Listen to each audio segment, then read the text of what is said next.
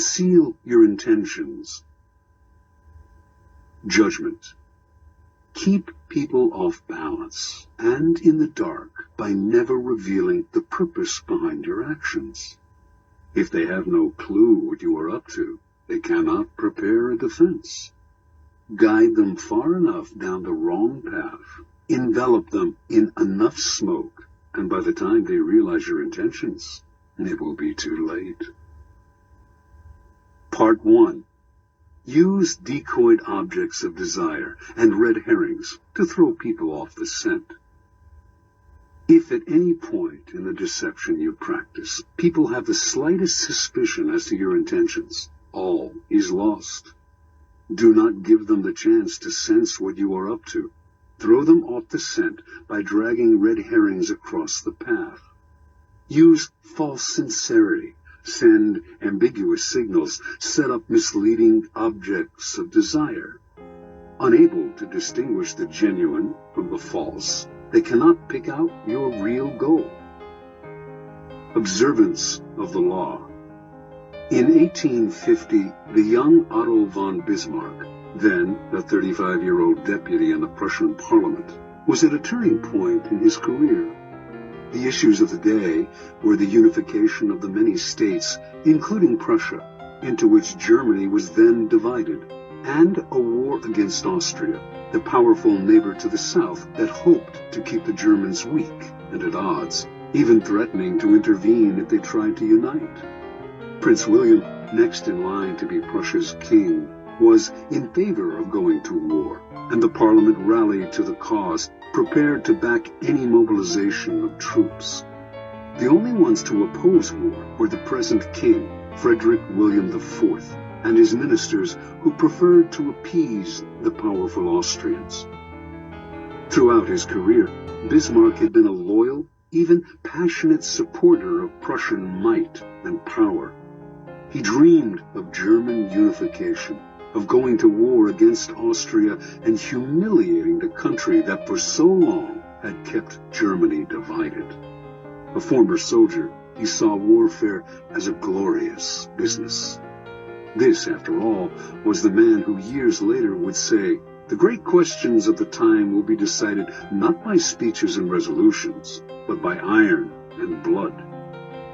Passionate patriot and lover of military glory, Bismarck nevertheless gave a speech in Parliament at the height of the war fever that astonished all who heard it. "Woe unto the statesman," he said, "who makes war without a reason that will still be valid when the war is over. After the war, you will all look differently at these questions. Will you then have the courage to turn to the peasant contemplating the ashes of his farm, to the man who has been crippled, to the father who has lost his children?" Not only did Bismarck go on to talk of the madness of this war, but, strangest of all, he praised Austria and defended her actions. This went against everything he had stood for. The consequences were immediate. Bismarck was against the war. What could this possibly mean? Other deputies were confused, and several of them changed their votes. Eventually, the king and his ministers won out, and war was averted. A few weeks after Bismarck's infamous speech, the king, grateful that he had spoken for peace, made him a cabinet minister. A few years later, he became the Prussian premier. In this role, he eventually led his country and the peace-loving king into a war against Austria, crushing the former empire and establishing a mighty German state, with Prussia at its head. Interpretation. At the time of his speech in 1850, Bismarck made several calculations. First, he sensed that the Prussian military, which had not kept pace with other European armies, was unready for war, that Austria, in fact, might very well win, a disastrous result for the future. Second, if the war were lost and Bismarck had supported it, his career would be gravely jeopardized. The king and his conservative ministers wanted peace. Bismarck wanted power. The answer was to throw people off the scent by supporting a cause he detested, saying things he would laugh at if said by another. A whole country was fooled. It was because of Bismarck's speech that the king made him a minister, a position from which he quickly rose to be prime minister, attaining the power to strengthen the Prussian military and accomplish what he had wanted all along: the humiliation of Austria and the unification of Germany under Prussia's leadership. Through insincerity and misleading signals, he deceived everyone, concealed his purpose, and attained everything he wanted. Such is the power of hiding your intentions. Keys to power. Most people are open books. They say what they feel, blurt out their opinions at every opportunity, and constantly reveal their plans and intentions. They do this for several reasons. First, it is easy and natural to always want to talk about one's feelings and plans for the future. It takes effort to control your tongue and monitor what you reveal. Second, many believe that by being honest and open, they are winning people's hearts and showing their good nature. They are greatly deluded. Honesty is actually a blunt instrument which bloodies more than it cuts. Your honesty is likely to offend people. It is much more prudent to tailor your words, telling people what they want to hear, rather than the coarse and ugly truth of what you feel or think. More important, by being unabashedly open, you make yourself so predictable and familiar that it is almost impossible to respect or fear you, and power will not accrue to a person who cannot inspire such emotions. If you yearn for power, quickly lay honesty aside and train yourself in the art of concealing your intentions. Master the art, and you will always have the upper hand. Basic to an ability to conceal one's intentions is a simple truth about human nature. Our first instinct is to always trust appearances. We cannot go around doubting the reality of what we see and hear, constantly imagining that appearances concealed something else would exhaust and terrify us. This fact makes it relatively easy to conceal one's intentions. Simply dangle an object you seem to desire, a goal you seem to aim for, in front of people's eyes, and they will take the appearance for reality. Once their eyes focus on the decoy, they will fail to notice what you are really up to. You can use this tactic in the following manner.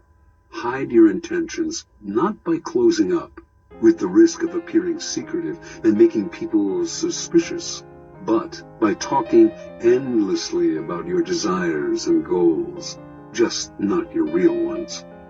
You will kill 3 birds with 1 stone.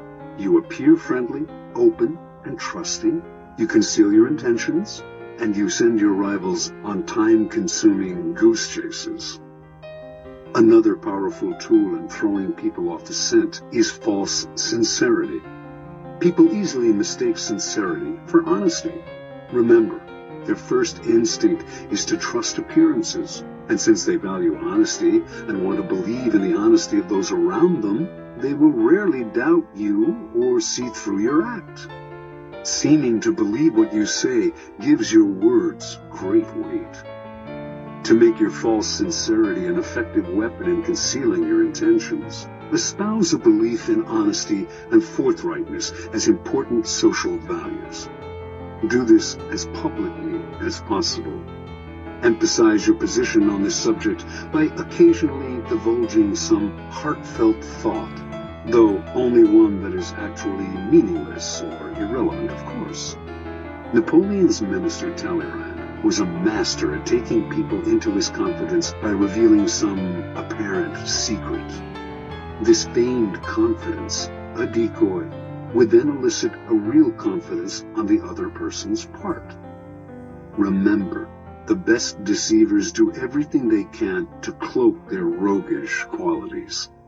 They cultivate an air of honesty in one area to disguise their dishonesty in others.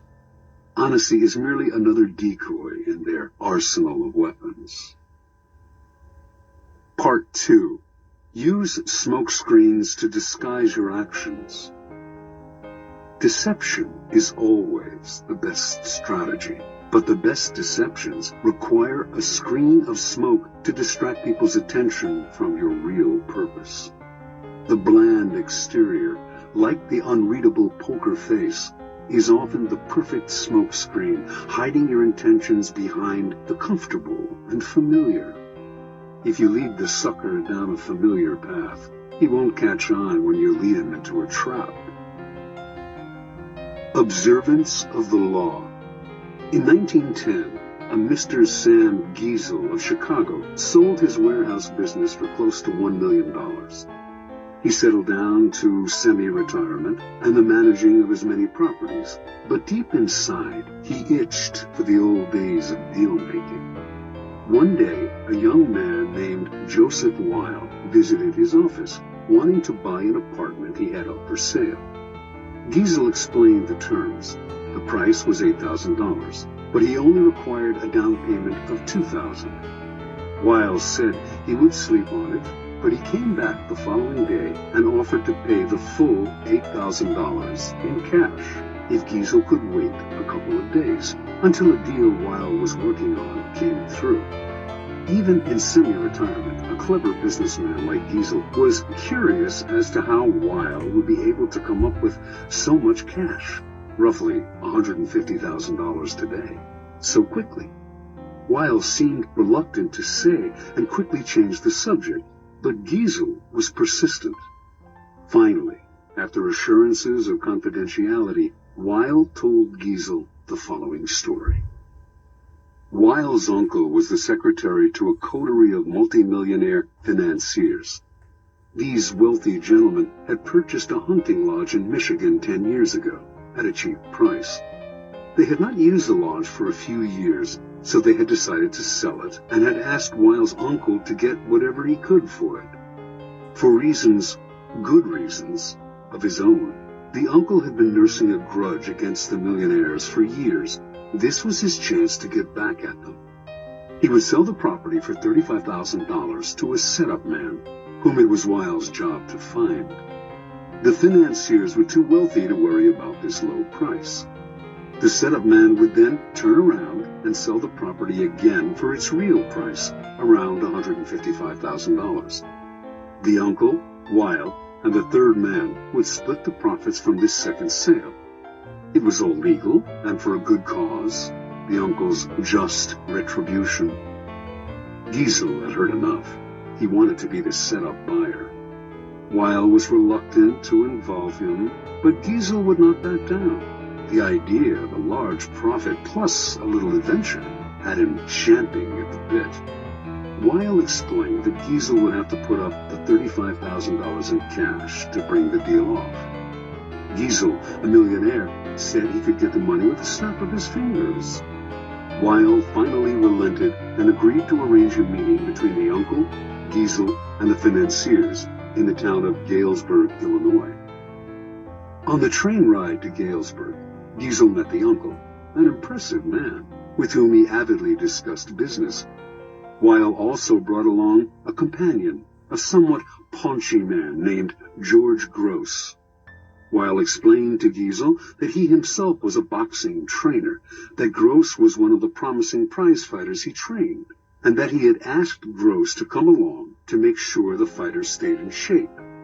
For a promising fighter, Gross was unimpressive looking. He had gray hair and a beer belly, but Giesel was so excited about the deal that he didn't really think about the man's flabby appearance. Once in Galesburg, Weil and his uncle went to fetch the financiers, while Giesel waited in a hotel room with Gross, who promptly put on his boxing trunks. As Giesel half-watched, Gross began to shadowbox. Distracted as he was, Giesel ignored how badly the boxer wheezed after a few minutes of exercise, although his style seemed real enough. An hour later, Weil and his uncle reappeared with the financiers, an impressive, intimidating group of men, all wearing fancy suits.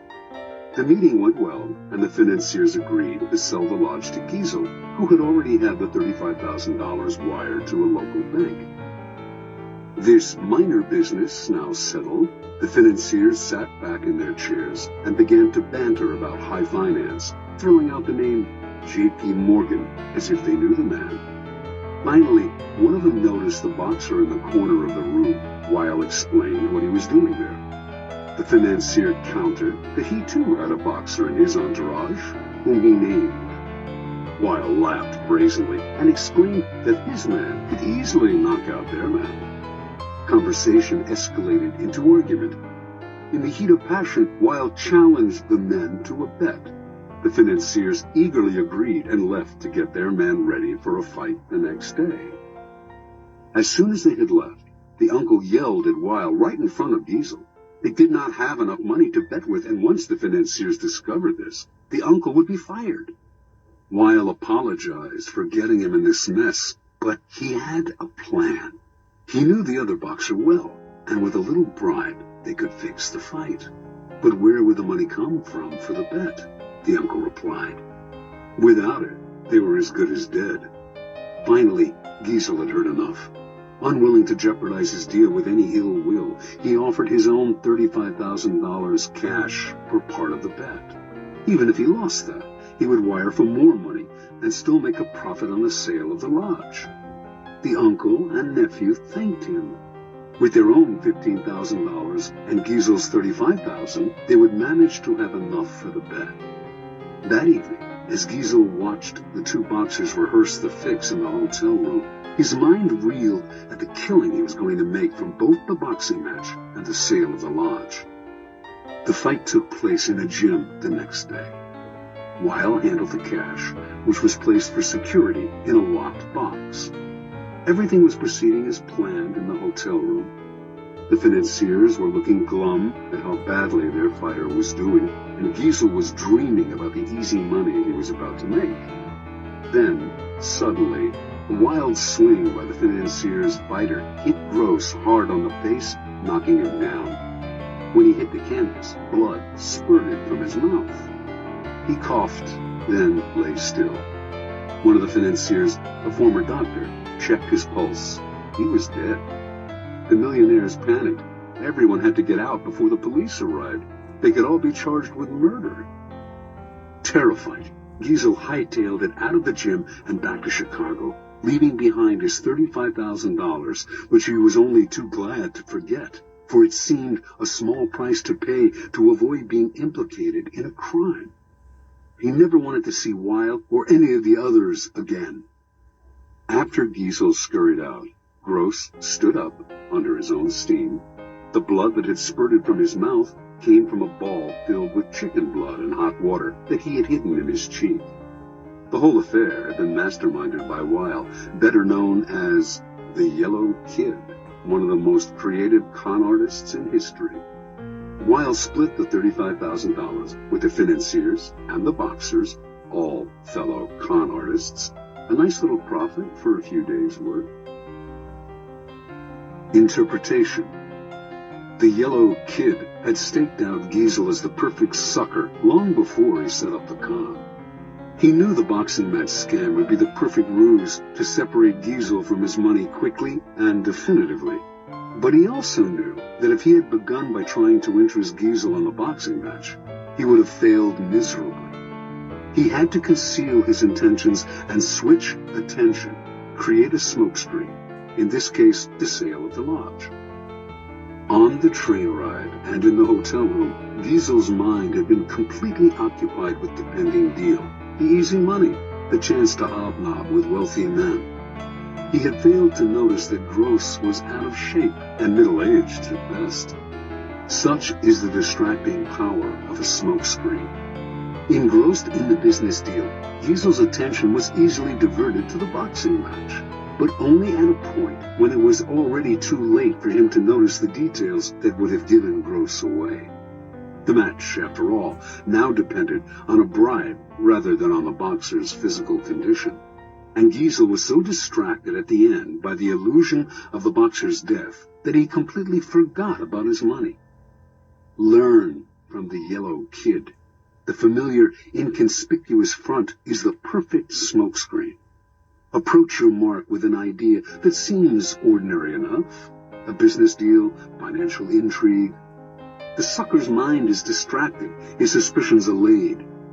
That is when you gently guide him onto the second path, the slippery slope down which he slides helplessly into your trap. Keys to power. If you believe that the deceivers are colorful folk who mislead with elaborate lies and tall tales, you are greatly mistaken. The best deceivers utilize a bland and inconspicuous front that calls no attention to themselves. They know that extravagant words and gestures immediately raise suspicion. Instead, they envelop their mark in the familiar, the banal, the harmless. The simplest form of smokescreen is facial expression. Behind a bland, unreadable exterior, all sorts of mayhem can be planned without detection. This is a weapon that the most powerful men in history have learned to perfect. It was said that no one could read Franklin D. Roosevelt's face. Baron James Rothschild made a lifelong practice of disguising his real thoughts behind bland smiles and nondescript looks. Stendhal wrote of Talleyrand, never was a face less of a barometer. As one poker manual explains it, while playing his hand, the good player is seldom an actor. Instead, he practices a bland behavior that minimizes readable patterns, frustrates and confuses opponents, permits greater concentration. An adaptable concept, the smokescreen can be practiced on a number of levels, all playing on the psychological principles of distraction and misdirection. One of the most effective smokescreens is the noble gesture. People want to believe apparently noble gestures are genuine, for the belief is pleasant. They rarely notice how deceptive these gestures can be. Another effective smokescreen is the pattern, the establishment of a series of actions that seduce the victim into believing you will continue in the same way. The pattern plays on the psychology of anticipation. Our behavior conforms to patterns, or so we like to think. In 1878, the American robber baron Jay Gould created a company that began to threaten the monopoly of the telegraph company Western Union. The directors of Western Union decided to buy Gould's company up. They had to spend a hefty sum, but they figured they had managed to rid themselves of an irritating competitor. A few months later, though, Gould was at it again, complaining he had been treated unfairly. He started up a second company to compete with Western Union and its new acquisition.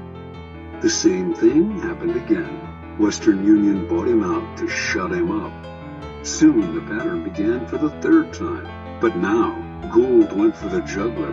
He suddenly staged a bloody takeover struggle and managed to gain complete control of Western Union. He had established a pattern that had tricked the company's directors into thinking his goal was to be bought out at a handsome rate. Once they paid him off, they relaxed and failed to notice that he was actually playing for higher stakes. The pattern is powerful in that it deceives the other person into expecting the opposite of what you are really doing. Remember, it takes patience and humility to dull your brilliant colors, to put on the mask of the inconspicuous. Do not despair at having to wear such a bland mask. It is often your unreadability that draws people to you and makes you appear a person of power.